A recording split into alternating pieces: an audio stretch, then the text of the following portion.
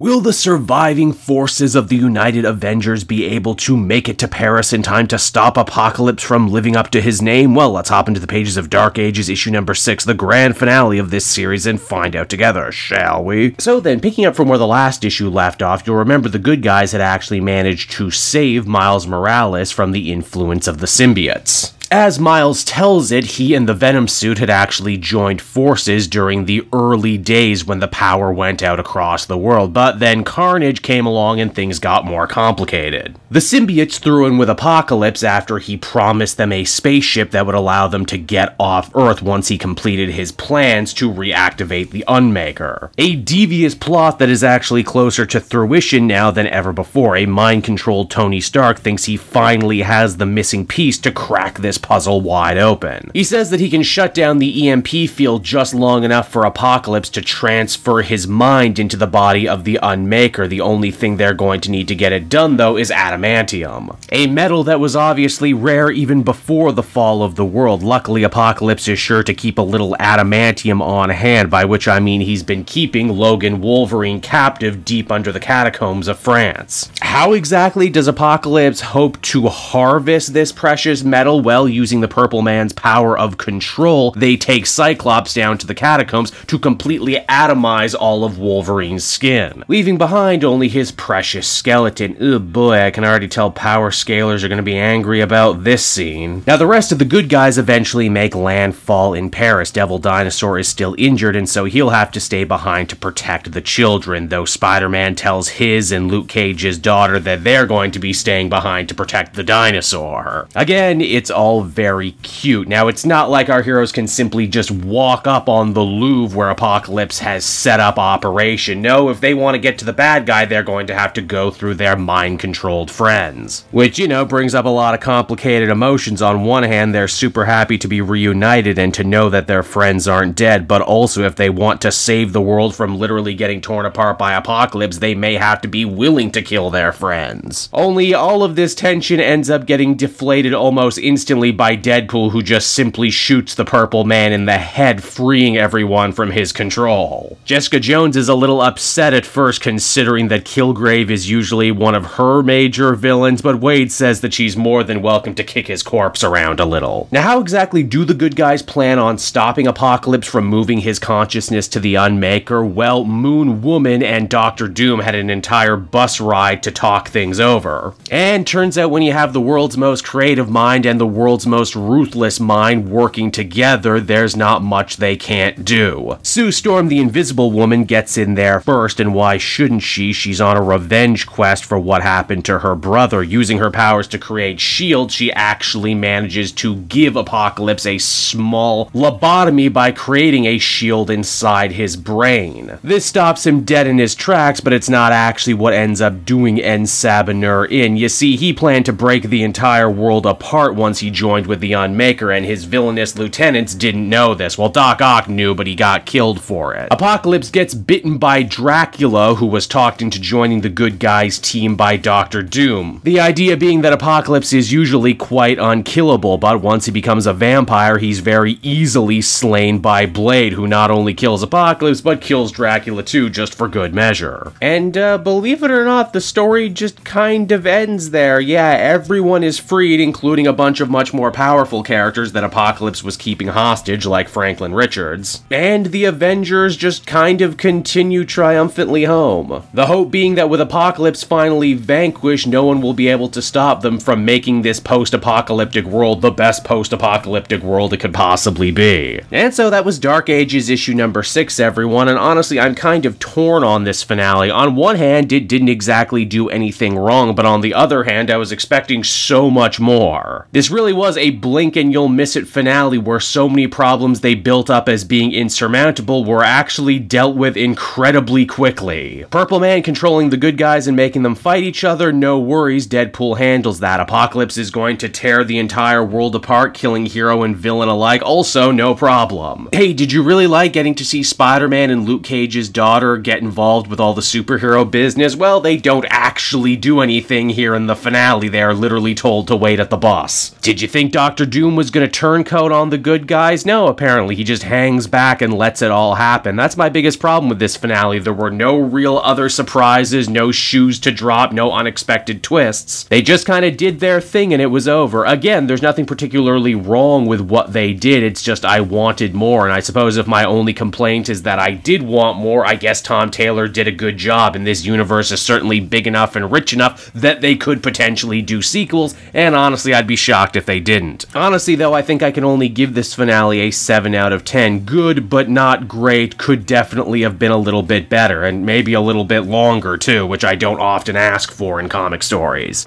Hey there everyone, Cape Joel again, and I want to thank you so much for watching to the end of the video. As always, if you liked what you see, be sure to like, subscribe, comment. It really helps drive engagement and helps me out too. Also, if you are a patron, which you can become for as little as $1 a month, you will get exclusive content that no one else can ever see, and you'll get to see the Comic Multiverse podcast before anyone else too. You can check out all this and more down in the description. And until next time everyone, this has been Cape Joel, and I'll see you all next time. Cheers.